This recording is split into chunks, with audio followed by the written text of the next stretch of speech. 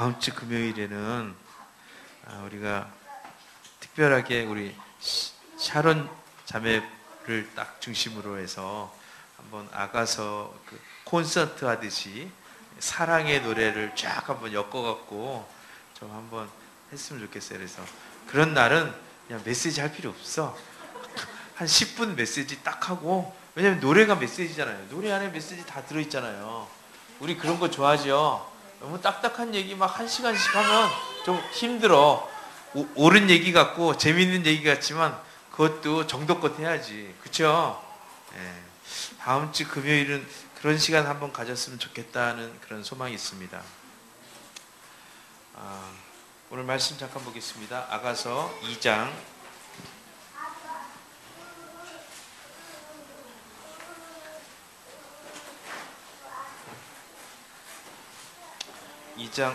8절 9절 두 절만 보겠습니다. 2장 8절 9절 함께 있습니다. 다 찾으셨나요? 아가서 2장 8절 9절 구약 961페이지 창세기 뒤에 있습니다. 할렐루야. 자, 함께 있습니다. 시작.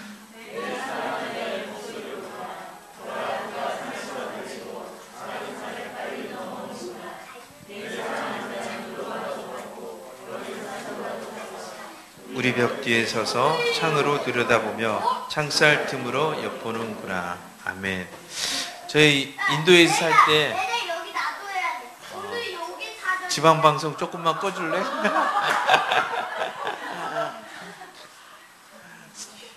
괜찮아. 다 용서가 된다. 그렇지만 좀만 참아줘라. 인도에 살 때 우리 다은이 복음이도 그 어리지만은 늘 하나 이렇게 걔들한테 꽂힌 게 있었어요. 그래갖고 저희가 하나님의 어떤 감동을 주셔서 이제 한국을 가야 되겠다 그래갖고 기도를 하다가 일단 뭐 저희는 늘 고정적으로 들어오는 재정이 없었어요. 인도에 있을 때도 늘 불규칙하게 재정이 왔어요. 그러니까 한 달도 그냥 넘어가 본 적이 없어요. 계속 기도해야 됐고, 돈이 왔다고 그래서 이거 내 돈도 아닌 거고, 들어오면 또 어디다 쓰라 뭐 이러면 거기 가서 쓰는 거예요. 또 그러니까 아니 줬다 뺏는 일을 하도 많이 해갖고 줘도 별로 이렇게 어쨌든 기분이 안 좋아요. 너무 큰 돈 주면 이건 분명히 나 쓰라고 준 돈 아니고 누구 주라는 돈이야 이거. 그리고 저희 주는 돈이 다 사역에 관련된 돈이잖아요. 그렇죠?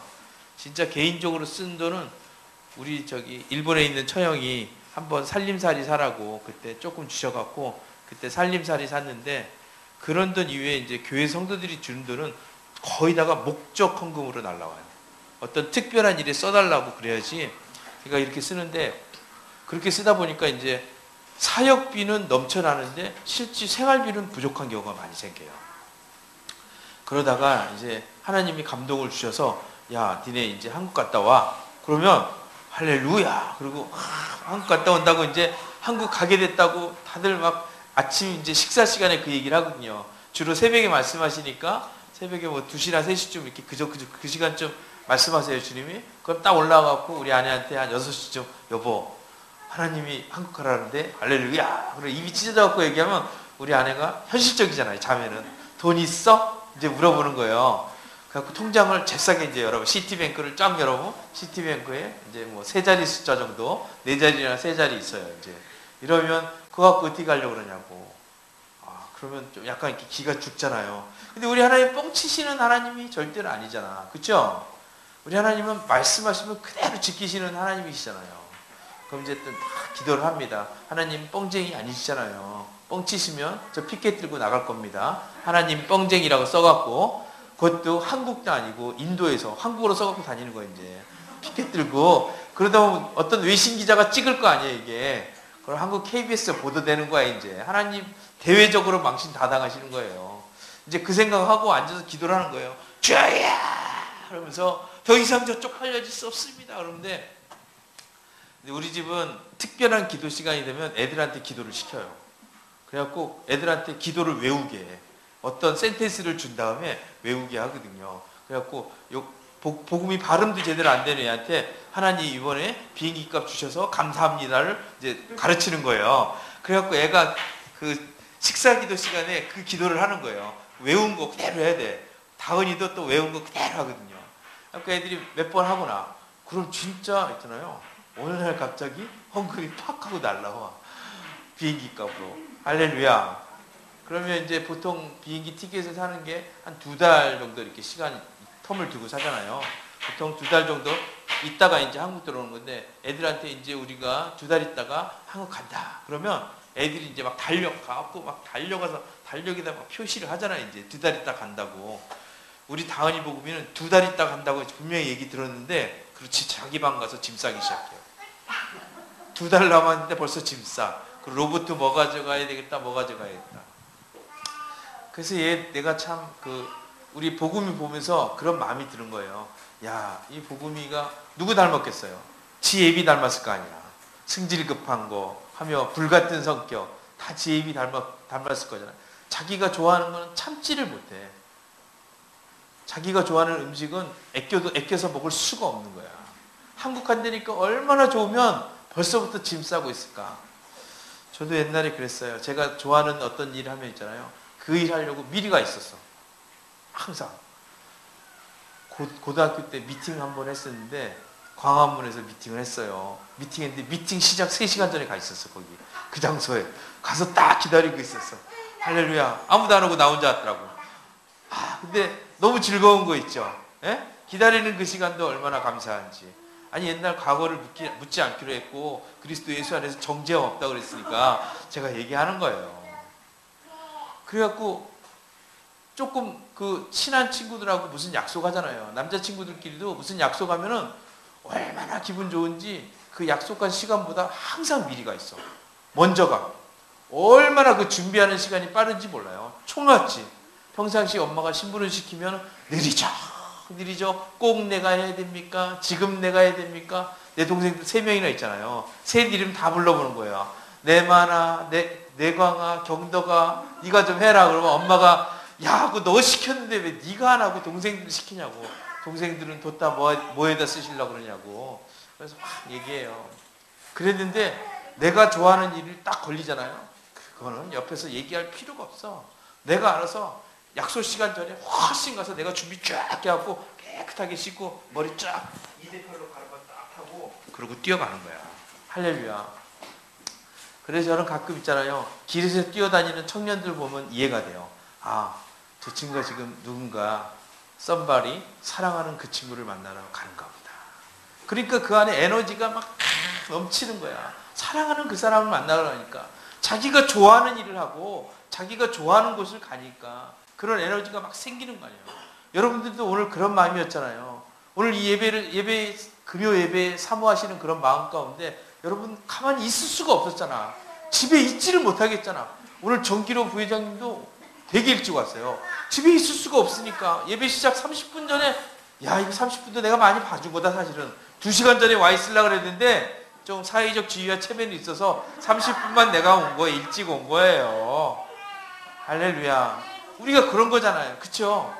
더 일찍 오고 싶었어. 전날 밤 와갖고 미리 교회에서 내일 금요 예배 준비하면서 내일 금요 예배 때는 어떤 은혜를 주실까? 할렐루야 이러면서 여기서 미리 찬양 연습도 좀 해보고 손도 들었다 내렸다 하는 이런 연습도 해보고. 할렐루야. 나는 이런 모습이 참 우리 예수님 닮은 모습이라고 저는 생각합니다. 오늘 이 말씀에도 그렇잖아요. 작은 산을 넘어오고 그가 산에서 달리고 작은 산을 빨리 넘어오는구나. 사랑하는 그 여인을 위해서, 사랑하는 신부를 위해서, 사랑하는 그 사람, 사랑을 나는 그 곳을 가기 위해서 하나님께서 솔로몬이 뛰어오는 건데, 솔로몬이 뛰어오는 게 하나님이 뛰어오는 거잖아요. 예수님이 뛰어오는 거고, 그 예수님이 우리를 향해서 뛰어오는데 산을 그냥 휙휙 넘어오고 산 정도가 이런 게 문제가 안 된다는 거예요. 큰 산, 큰 장애물, 큰 강 이런 게 문제가 아니에요. 이거 얼마나 이런 하나님이 인간적이세요. 그렇지 않아요? 나는 예수님의 제자들이라면 예수님이 성경에서 말씀하셨던 그런 인간적인 모습을 가지고 있어야 된다고 생각합니다. 인간적인 거는 결코 죄가 아니에요. 그건 수치가 아닌 거예요. 내가 인간스러운 거, 나는 지극한 인간적인 거예요. 예수님도 지난 수요일 우리 문목사님 예배 시간에 마가복음을 통해서 얘기했잖아요. 제자들이 밀밭 사이를 지나가다 배가 고프니까 그날이 주일인데도 불구하고 그 밀밭을 흩고 그 흩은 밀밭을 불에다 올려놓고 볶아 먹었어요. 볶아 먹는데 예수님이 옆에서 다 그걸 보고 있었어요. 물론 예수님이 먹었다? 그런 기록은 잘 못 찾아봤어요. 하지만 적어도 제자들이 먹는 걸 제지하지 않았다는 거예요. 허락했다는 거예요. 그거 갖고 트집 잡았던 건 옆에 있었던 바리새인과 사두개인들이 트집 잡은 거예요. 어떻게 주일날 그런 짓을 할 수 있어? 그러면서 얘기한 거예요. 근데 예수님이 그때 정확히 얘기해 주는 거예요. 너희가 율법이 왜 생겼는지를 모르는구나. 율법의 본질이 있잖아. 왜 비본질을 갖고 얘기하는 거야. 해도 되고 안 해도 되는 거 붙잡지 말아야 될 걸 붙잡고 있고 진짜 붙잡아야 될 건 내려놓고 인간적이라는 이 표현에는요. 나의 연약함을 그대로 받아들이고 인정하는 그런 표현이에요. 성경에도 써 있는 거예요. 인간스러운 거는 절대로 나쁜 거 아니에요. 아플 땐 아프다고 얘기하고 힘들면 힘들다고 얘기해요. 만약 교회 와서 그걸 표현 못한다면 어디 가서 표현할 거예요? 만약 아픈데 그걸 참아야 돼. 물론 좋아요. 쿨하게 참을 수 있고 성숙한 모습으로 참을 수 있어요. 끝까지 참아주십니까? 그렇게 참다가 화병 걸리고 그렇게 참다가 공황장애 걸리는 거예요. 그렇게 참다가 어떻게 튈지를 모르는 거예요. 그래서 분노가 한번 폭발하면 걷잡을 수 없이 돼버리는 거예요. 그게 뭐 참은 거예요. 그렇게 참을 거면 참지 말아야지. 차라리 평상시에 분노 조절 프로그램을 가지고 적절한 분노, 교회 안에서 거룩한 분노를 흘릴 줄 알고 거의 분노에 대해서 서로 잘 반응할 수 있도록 가이드해 주는 게 이게 훨씬 더 교회가 성숙해지고 교회가 쿨해지는 거 아닐까요? 저는 그렇게 생각합니다. 인간스럽다고 왜 이렇게 인간스러워? 그 정도도 못 참아? 아직 어리네? 이렇게 얘기해버리고 꼭 죄 지은 사람처럼 얘기해버린다면 하나님의 교회가 그런 사람을 받아들이지 못하고 그런 사람을 용납하지 못한다면 그러고 난 다음에 그 사역이 아무리 잘 된다고 그 열매가 생기겠습니까? 사랑하지 않는 건데 사랑이 그 정도도 못 받아들일 거고 예수님이 십자가에서 죽으시면서 그 정도도 못 받아들일 정도라면 예수님 십자가에서 꼭 죽어야 될까요? 저는 아니라고 생각해요. 근데 어떤 교회 가면 진짜 성도들 사이에 너무 심하게 이런 율법적인 문제를 갖고 아무것도 아닌 걸 갖고 얘기를 하는 거예요.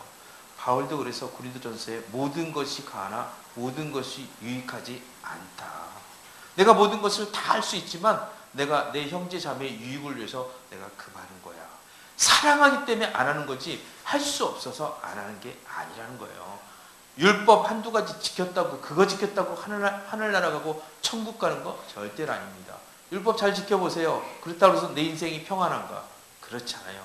율법을 잘 지켰다 안 지켰다 얘기할 때는 뭐냐면 상대방이 있어야 돼요. 율법을 지키지 않는 누군가와 비교가 되고 율법을 너무 많이 지킨 그 사람 앞에서는 주눅 들면서 살아야 되는 거예요. 그런 불완전한 행복을 주기 위해서 하나님이 율법을 주신 게 아니라는 거예요. 율법은 뭐냐면 율법의 본질, 하나님이 우리를 얼마나 사랑하시고 어떻게 사랑했는지 그걸 알아야 되는데 우리가 어떤 죄인인지를 먼저 깨달아야 우리를 사랑하신 그 하나님 앞에 용서와 회개함으로 나갈 수 있고 그분이 덮어주는 그 은혜의 바다 속에서 그 자비를 경험하면서 내가 진짜 살게 된다는 거예요. 나는 오늘 아침에 일어나서 다니면서 그런 마음이 들었습니다. 나는 얼굴이 제가 조금 안 좋았어요. 오후에는 얼굴이 좋아진 거예요. 밥도 안 먹었는데도 얼굴이 좋아진 거. 왜 좋아졌을까? 이발소를 갔다 왔거든요. 할렐루야. 우리 동네 이발소를 갔다 왔습니다. 오늘 아침엔 좀 기분이 꿀꿀했어요. 비가 오니까 제가 봄을 좀 타거든요. 비 오는 날. 봄비 나를 위해 그러면서 봄비를 맞으며 착 걸어가는 그 느낌이 막 드는 거예요. 비가 오니까 산책도 많이 못하고 근데 갑자기 그런 마음이 내 안에 딱 드는 거예요. 나는 도대체 오늘 몇 퍼센트 죄인일까? 나는 몇 퍼센트 죄인일까? 나는 오늘 어저께 진짜 몇 퍼센트 죄인이었지? 어제 내가 죄진 게 막 이제 생각을 해보는 거예요. 물론 100 정도 생각해보고 나의 삶을 100으로 나눈 다음에 그 중에 20% 죄를 졌으면 20% 죄인이잖아요. 그쵸? 30% 됐으면 30% 죄인. 그러니까 뭐 되게 마음이 꿀꿀해지고 우울해지잖아요. 쉬어보니까 잘한 건 별로 없고 수업 못한 것만 생각나는 거예요. 야, 나 진짜 흉악한 죄인이네. 어쩌면 오늘 저녁에 교회 가갖고 내가 이 얘기 하다 보면 내가 이 중에서 제일 많은 죄를 지은 사람 중 아닐까.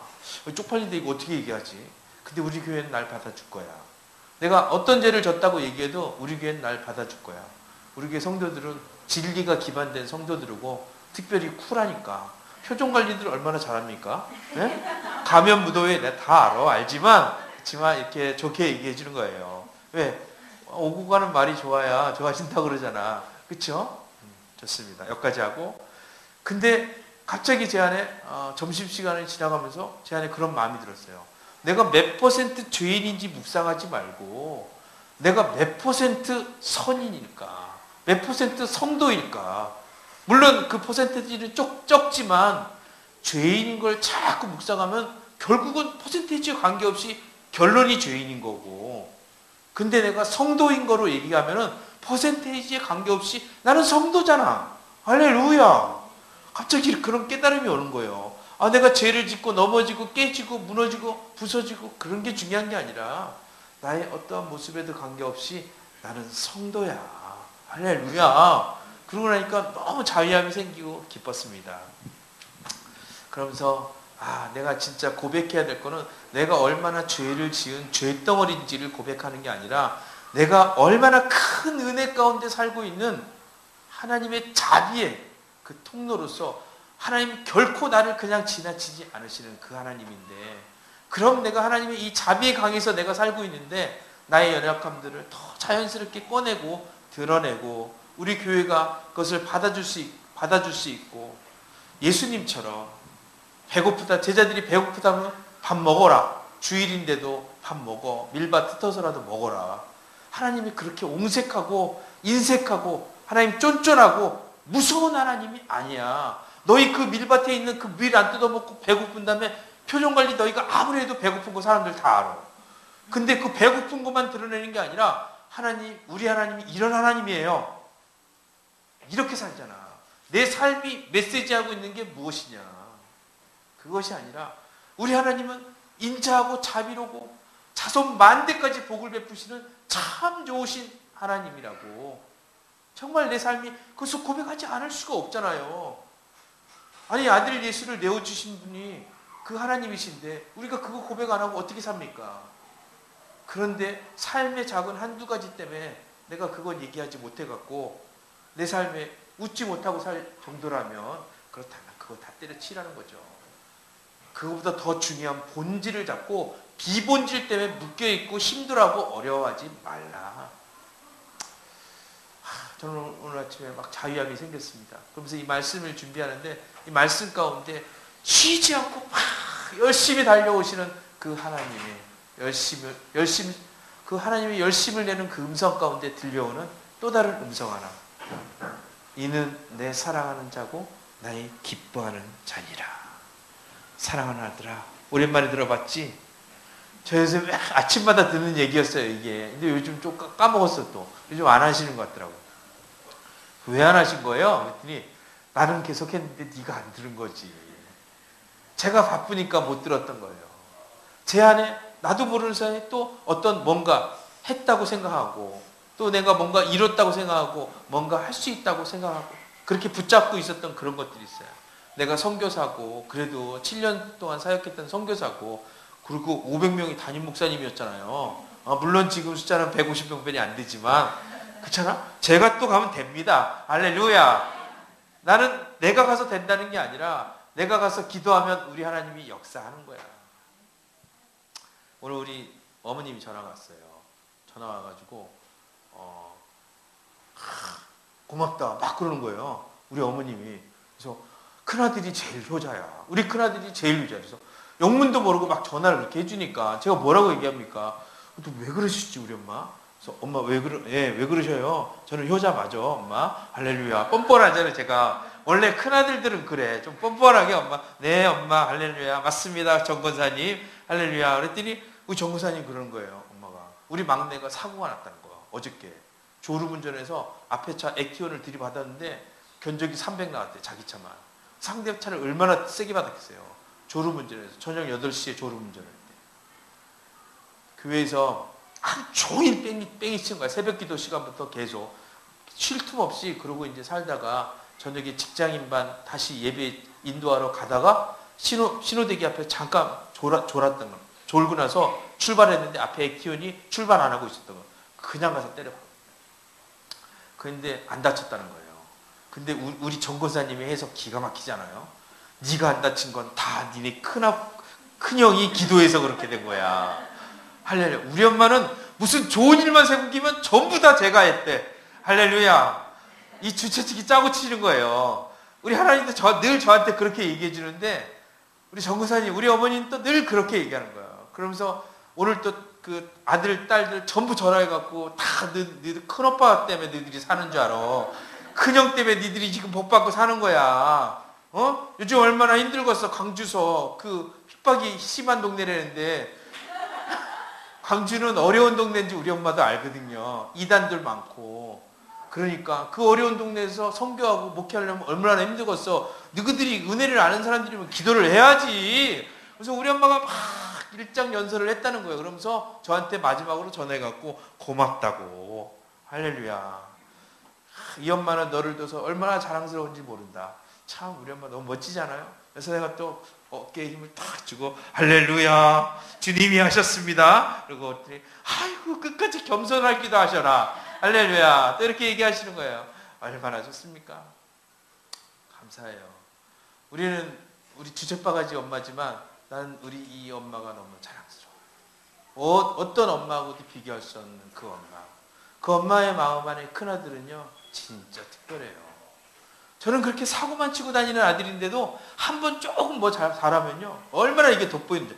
원래 못하던 아들이 잘하면 빛나. 근데 잘하는 아들은 잘해봤자 그게 그거야. 근데 저처럼 슈퍼 울트라 캡슐 양아치는 늘 양아치 짓 하다가 평생을 양아치 짓 했는데 사회면에도 막 올라오고 그랬잖아요. 신문에 나오고. 그랬는데도 우리 엄마는 제가 선교사 됐다 그러고 그다음에 선교 나갔다 왔다고 뭐 이러니까 너무 좋아하시는 거예요.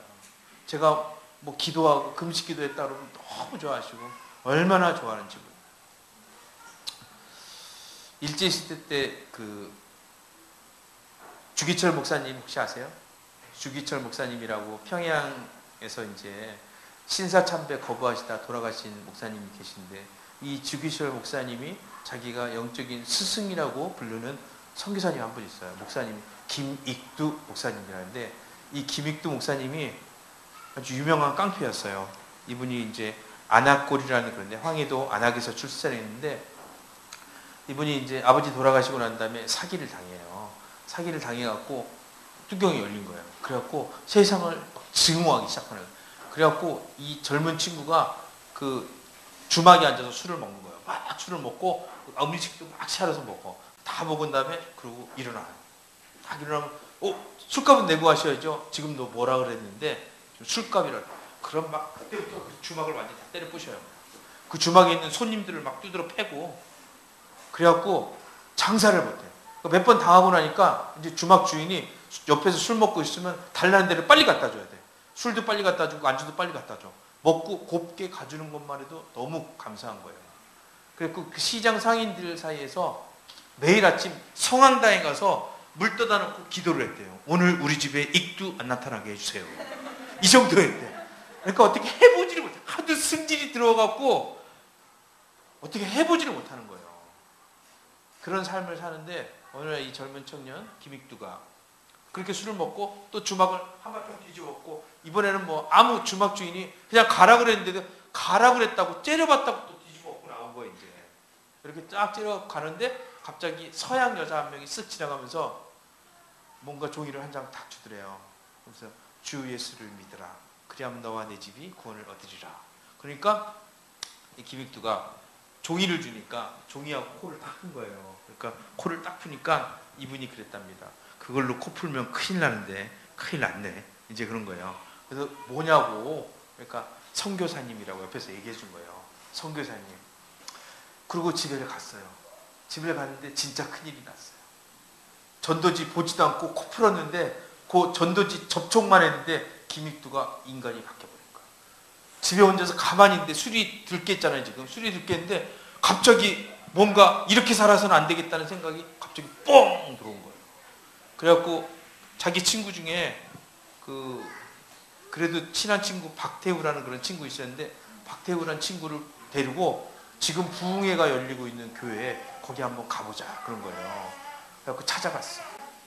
찾아가서 은혜를 받습니다. 그래갖고 기믹두가 하나님을 만나요. 그 자리에서.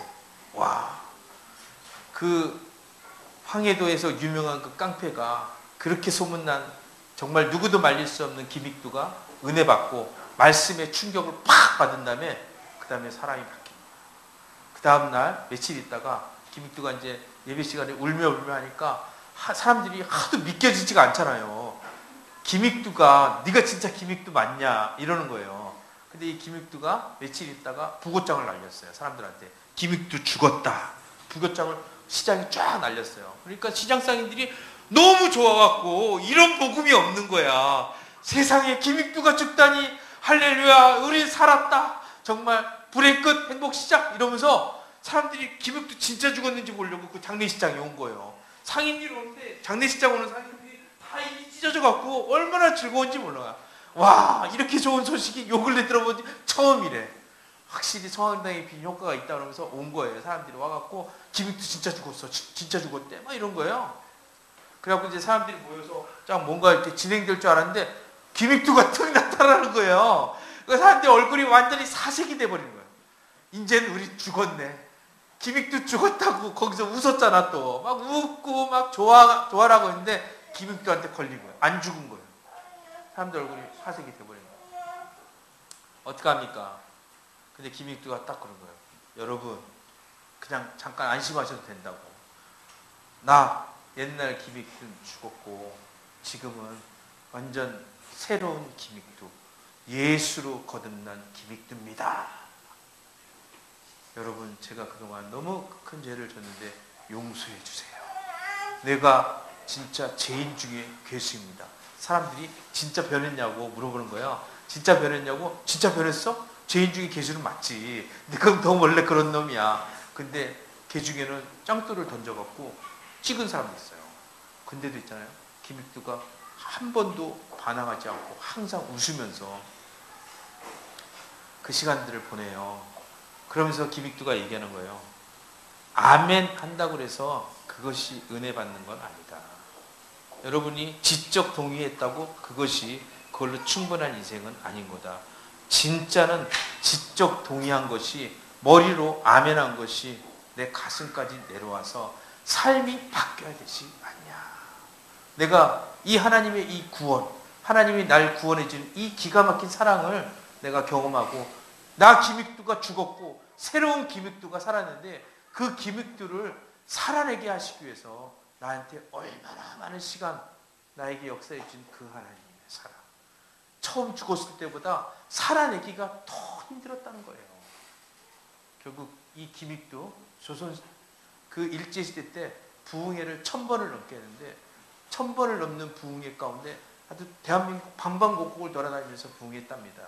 주기철 목사님도 그 제자 중에 하나였다고 얘기합니다. 그러면서 자기가 늘 얘기한 건 뭐냐면 이분이 성경을 1000번을 읽었대요. 말씀을 1000번. 1000번을 읽으면서 깨달아지는 것이 있더래요.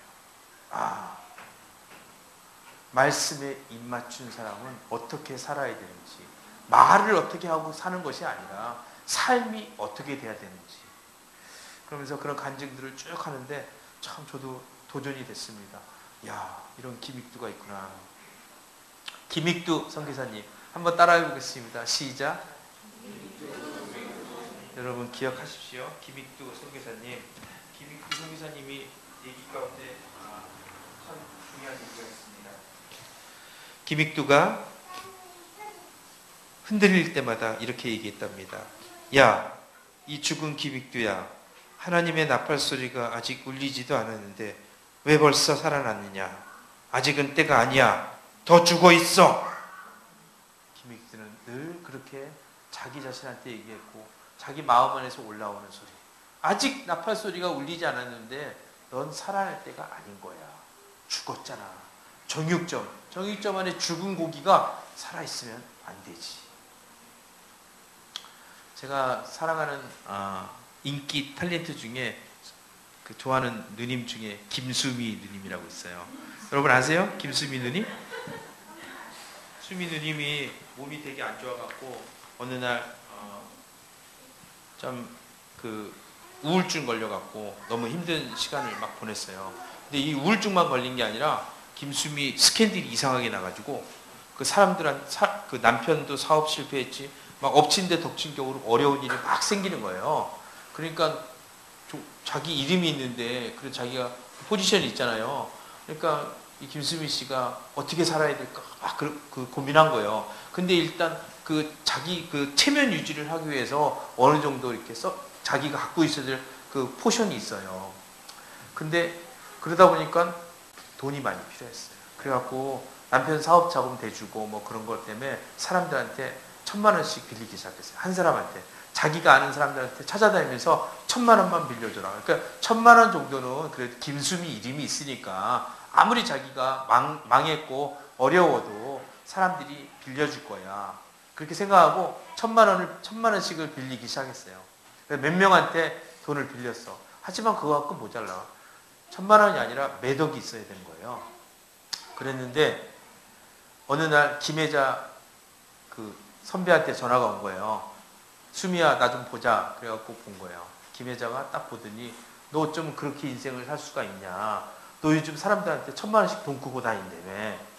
근데 왜 나한테는 아무 소리 안 해. 너 나랑 제일 친하다며. 너 나 사랑한다며. 존경한다며. 근데 왜 나한테는 아무 얘기 안 해? 이 썩을 XX. 딱 그런 거예요. 김수미 막 미치겠는 거야. 근데 갑자기 김혜자가 지갑에서 조그만 통장 하나를 탁 던진 거예요. 그러면서 여기 돈 있다. 내가 아프리카 갈 때 쓰려고 그랬는데 아프리카에 있는 수많은 죽어가는 사람들을 위해서 쓰려고 모아놓은 돈이야. 근데 내 가까이 있는 아프리카, 네가 더 지금 급한 아프리카네. 너 먼저 써. 이 통장에 있는 거 다 써도 돼. 그리고 안 갚아도 돼. 너 갚지 마. 형편 어려우면 갚지 마. 근데 나중에 형편 풀리면 그땐 갚아도 돼. 김수미 씨가 그때 빌려준 돈이 얼마나 많았는지 10년을 넘게 갚았대요. 김혜자 씨한테 10년을 넘게 갚으면서 그랬답니다. 언니 아프리카 가잖아. 아프리카 가서 혹시 무슨 일 생겨서 볼모로 잡히거나 무슨 일 있지. 우리나라가 출동 안 해도 있잖아. 다 버려도 다 못한다고 그래도 나는 거기 갈 거야. 언니 구해주러 나는 간다. 나는 언니한테 영원한 친구야. 나는 이 김혜자 씨하고 김수미 씨 이 얘기 들으면서 그런 마음이 들었어요. 야, 진짜 기브앤테이크를 아는 사람들이구나. 정말 하나님 나라 안에서 이루어지는 맛. 김혜자 씨는요 기독교인이에요. 김수미 씨도 교회 다녀요. 그런데 이 김혜자 씨가 삶에서 유명 탤런트이기 때문에 여러 가지 좋은 일을 많이 하지만 그게 어쩔 때는 쇼일 수도 있다 이렇게 생각했는데 참 이 김수미 씨의 간증을 들으면서 진심이겠구나. 저게 쇼 아니겠구나. 정말 자기 가까운 사람에게 하는 그런 거 보면 똑같이 돈을 주지만 그 빌려주면서 나누는 그 대화 한마디 한마디. 오드리 헵번이라는 그 유명한 영화 배우도 이런 얘기 했답니다. 내가 나이를 먹어서 죽을 때가 가까우니까 하나님이 나를 얼마나 예쁘게 만들었는지 알게 됐다는 거예요. 근데 그러면서 자기 깨달은 게 하나면 이 한 손은 자기를 위해서 쓰라고 하나님이 나에게 준 선물이고 다른 한 손은 다른 사람의 인생을 위해서 쓰라고 나에게 주신 것 같다. 왜 이런 깨달음이 오는지 모르겠지만 자기가 죽을 때가 돼가니까 이런 깨달음이 오지 않냐. 그러면서 얘기했대요. 이제 내가 나를 위해서 사는 삶이 아니라 정말 다른 사람을 위해서 사는 그 기쁨으로 꼭 뭔가를 준 다음에 받으려고 하는 그런 것이 아니라 그냥 준다는 것 자체, 그 대상이 있다는 것만으로도 얼마나 기뻐요. 우리 정계남 권사님 같은 이런 분들은요, 사실은 자식들을 위해서 뭔가 줄 때 보상을 바라고 주지 않아요. 한 번도 계산하고 줘본 적이 없는 그런 어머님들이에요. 진짜 존경스럽잖아요. 우리 정계남 권사님께서 박수 한번 쳐주세요. 존경합니다. 이렇게 훌륭한 어머니와 같이 예배드려서 정 권사님이네 또. 할렐루야. 정 권사님 다 나한테 밥인데 우리 집에 있는 정 권사님도 저한테 밥이고, 제가 원래 권사님 킬러예요. 여러 교회 다니면 권사님들이 나보면 미치려고 그래. 또 권사님들은 제가 좋아. 안아주기 좋잖아. 우리 아내가 60 이하는 안아주지 말라 그랬으니까 스캔들 나니까 성교사님 제발 60 이하는 안지 마세요. 60 이상만 가서 마음껏 안아드리고, 할렐루야, 업어드리고. 엄마잖아, 엄마. 그쵸? 나는 그런 내 때려 계급장 안 달고 다녀요. 왜? 이 엄마들을 만나러 갈 때는 엄마로 앵기는 게 제일 좋아. 아들이라고 가서 그 무슨 많은 사역 할 필요가 없어. 기도해주고 그런 것도 할 필요 없어. 그냥 앵기면 하나님이 알아서 다 꽂아주는 거야. 지난 시간에도 얘기했잖아요. 하나님의 열정과 우리의 열정이 만나 스파크가 일어나면요, 거기 기적이 있는 거예요. 그 작은 그 스파크들이 모이면요, 어마어마한 교회의 기적이 돼버리는 거야. 그런 교회에 이렇게 소문나버리면요, 감당 못하는 거예요. 아, 이런 교회가 있구나. 활활 타오르는 열정들이 있구나. 아까 첫 시간에 처음에 우리가 얘기했잖아요. 사랑하니까, 사랑하는 그 예수님을 만나러 오늘 금요철야가 8시에 시작하지만 나는 6시에 간다. 6시에 아무도 안 와 있겠지만 요즘은 순난 사모님이 매일 지키고 있습니다. 오후 3시부터 계속해서 저녁 예배를 위해서 기도하고 있어요. 순난 사모님도 꽂힌 거야. 사랑에 꽂힌 거니까 그 자리에 있는 거지. 누가 시켜서 그걸 하겠어요. 사랑하니까. 나는 우리 아브라함 목사님도 그런 사람 중에 하나일 거라고 믿어요. 지나치게 사랑할 수밖에 없었던 그 사람. 왜? 자기가 지나친 사랑을 받은 사람이니까. 자기는 늘 죄인 중에 괴수야. 그 아브라함 목사님이 저한테 늘 그러셨어요. 뭐 필요하면 나한테 얘기해. 그래서 왜요? 그리고 얘기를 해드리면 목사님은 그 마지막에 뭐라고 그러냐면, 하나님을 믿어. 날 믿지 말고. 그럼 왜 얘기하라 그런 건데요?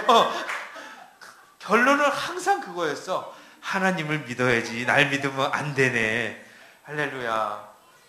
근데 그분은 마지막 그 얘기를 해야 되니까 늘 우리를 포근하게 안아주고 지나치게 안아주고 받아줬던 목자였다고 저는 그렇게 믿습니다. 먼저는 인간스러움으로 다가가서 안아주고 받아주고 따뜻거려주고, 틀렸는데도 막 편들어주고 그냥 계속 맞장구 쳐주고, 어쨌을까? 그래서 얼마나 짠하단가 그러면서 막 안아주고, 그냥 한 번만 안아주는 것도 아니고 계속 안아주고. 그런 지나친 사랑 끝에 마지막에 정말 해야 될 얘기 있잖아요. 우리가 하나님만 의지해야 되잖아. 하나님만 바라봐야 되지 않을까. 거기에 목사님의 모든 진실이 다 들어있었잖아요. 그럼 우리 교회도 저는 그런 교회잖아요. 그냥 누가 넘어졌다 그러면 먼저 가서 안아주려고 그러고, 꼭 무슨 말을 해야 그런 게 아니라 먼저 가서 안아주고, 그 눈에서 뚝뚝 떨어지는 그 눈물, 옆에 사람이 눈물을 흘리고 보면서 내일도 아닌데 저렇게 울어줄 수 있는 그 친구가 있으니까 얼마나 좋아. 지난 시간에도 저희가 얘기했잖아요. 실패한 것은 실패로 끝난다면 그 인생은 너무 불행하다. 하지만 실패했을 때 누군가 같이 일으켜줄 공동체가 있다면, 손잡아줄 누군가가 있다면 그런 공동체는 살만나는 공동체. 그게 교회 아닐까.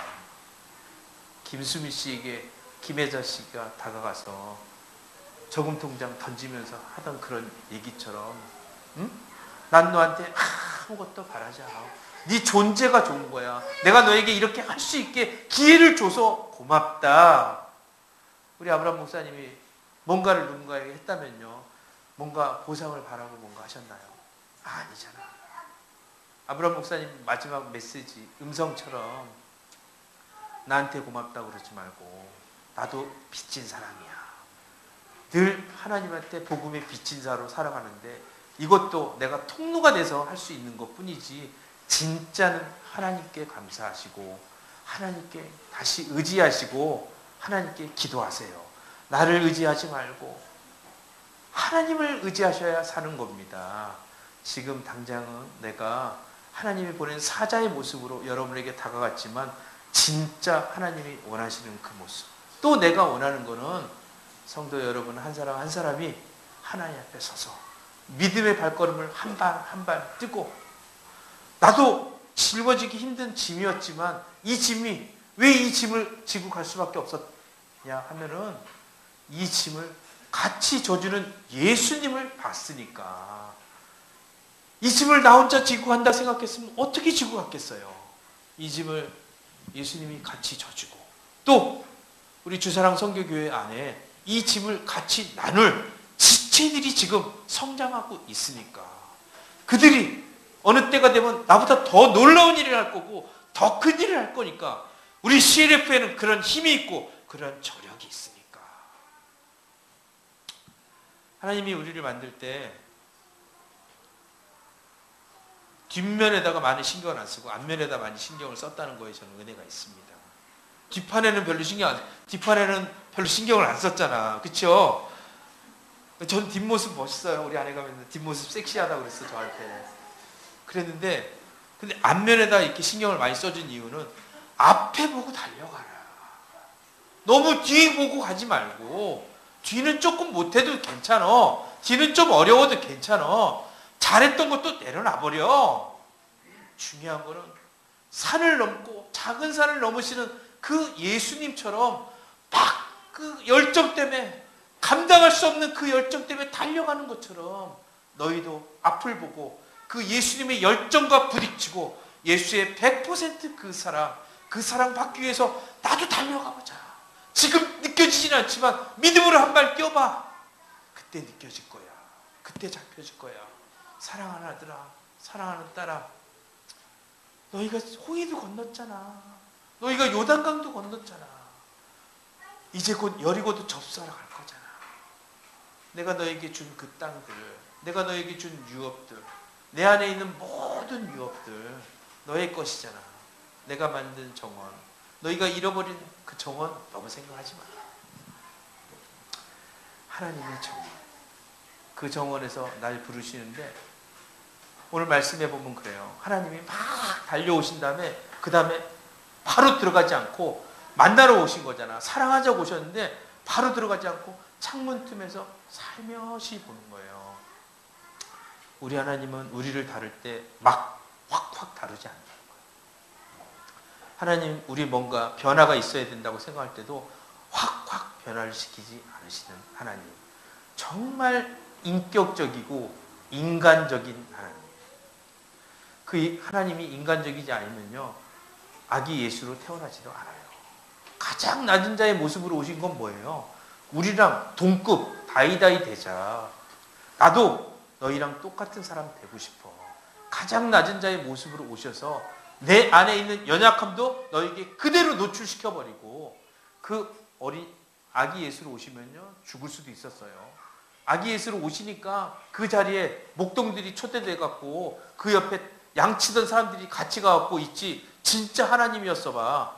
정말 하나님의 모습으로 봐. 어디 거기 그런 분들이 거기 가까이 와요. 가까이 오지도 못하지.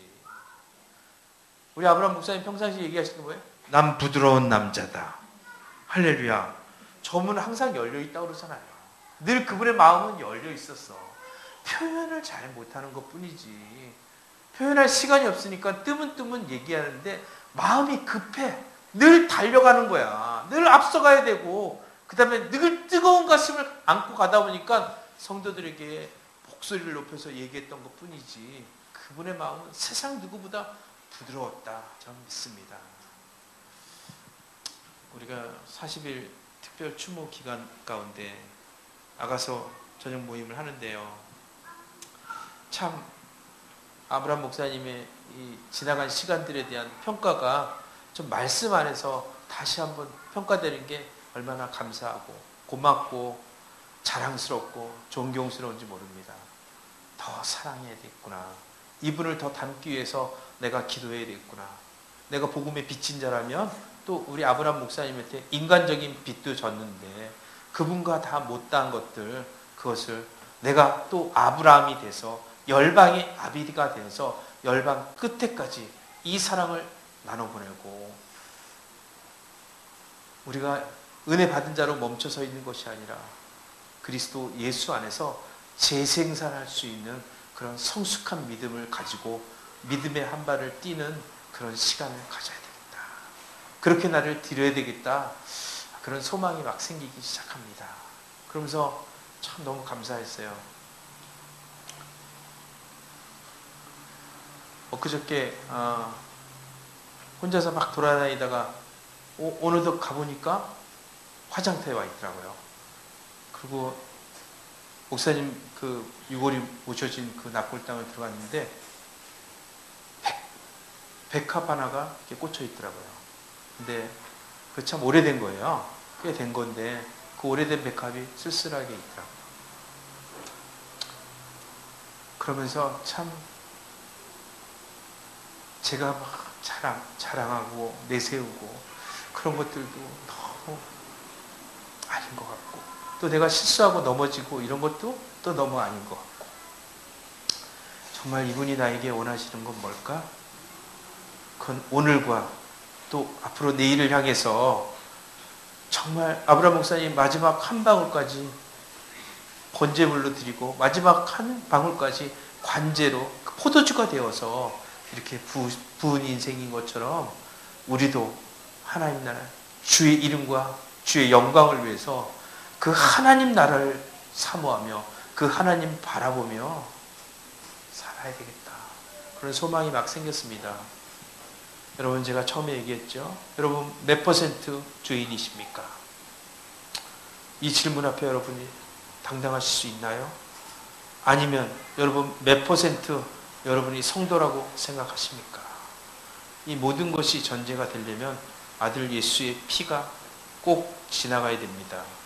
예수의 피가 여러분의 인생을 내가 지금 잡고 있고 느끼고 내가 이 모양 이 꼴로 요 정도뿐 하라고 예수의 피가 나에게 주어졌을까? 그건 아니라고 생각합니다. 그 예수의 피로 예견되는 모든 약속들, 내게 주신 하나님의 모든 유산, 오직 성령이 너희에게 임하면 너희가 권능을 받는 것처럼, 오늘 우리가 권능 있는 삶을 살 때 단 한치도 부족함 없는 그런 모든 능력이 예수의 피로 우리에게 약속으로 선포되었는데, 우리가 이제 나의 의인은 믿음으로 말미암아 살리라. 내가 오늘 삶 가운데 행함 있는 사랑 가운데 우리가 말과 혀로만 하나님을 사랑한다고 얘기하지 말고 행함과 진실함으로 사랑하기 위해서 내 자신을 찢고 주님 내게서 일하여 주시옵소서, 내 자신을 드리는 그런 모든 성도들이 됐으면 좋겠다. 그런 마음이 듭니다. 사랑하는 여러분, 우리 함께 갑시다. 우리 성격은 다 틀려요. 각자 살아온 라이프 스타일도 다 틀립니다. 다 그 다르다는 거 다 인정해요. 하지만 나는 성질이 급해, 나는 A형이야 B형이야 C형이야, 그런 게 중요한 게 아니라 교회 안에는 딱 한 가지 형편이 없어요. 그건 뭔지 아세요? 나는 성령에 충만한 형이라고. 성령에 충만한 그리스도 이외에 다른 혈액형은 존재할 수가 없는 거예요. 내 몸 안에 지금 예수의 피가 흐릅니다. 내 성격 머리 그거 하나 뜯어먹고 줄 것 같으면 예수가 죽지도 않았을 거예요. 내가 안 돼 이렇게 얘기하지 말고 하나님께 드려봅시다. 인간 말종 기믹두도 그 하나님 만나면서 성경을 1000번이나 읽었다고 합니다. 방방곡곡 돌아다니면서 수많은 그리스도의 제자들을 만들어내고 결국 3.1 운동을 일으킬 때 그 제자들이 가서 3.1 운동을 했다는 거예요. 한 사람, 이성 무너진 들 막아설 자 한 사람, 진리를 구하고 공의를 행하기 위해서 하나님 앞에 스스로 분발하여 주여 제가 여기 있습니다. 주님 날 사용하여 주시옵소서. 주의 계집종이오니 주님 당신의 말씀대로 이루어질지이다. 하나님 내가 가진 것 보잘것 없지만 이 나귀 새끼 한 마리라도 부끄러워 안 하신다면 주님 내 등을 주님께 내어드리겠습니다. 아버지 오늘 결단하고 도전할 수 있는 은혜를 허락하여 주시옵소서. 이는 내 사랑하는 자고 나의 기뻐하는 자니라. 이는 내 사랑하는 자고 나의 기뻐하는 자니라. 오늘도 내 삶 곳곳에서 울리는 이 소리, 이 음성에 반응하며 일어날 때 내 삶에 그분의 다이나마이트가 터질 것이고 진정한 예수 혁명이 우리 교회 가운데 일어날 거라고 믿습니다. 우리는 침륜에 빠질 자가 아니라고 믿습니다. 예배팀들 나와서 같이 예배했으면 좋겠습니다. 우리 노래해요. 그 하나님 같이 찬양하고 노래했으면 좋겠습니다.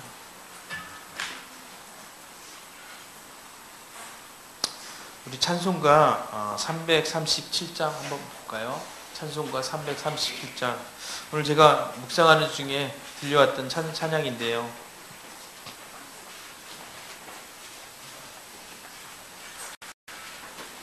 찬송가 337장. 내 모든 시험 무거운 짐을 주 예수 앞에 아뢰이며 근심에 쌓인 날 돌아보사 내 근심 모두 맡으시네.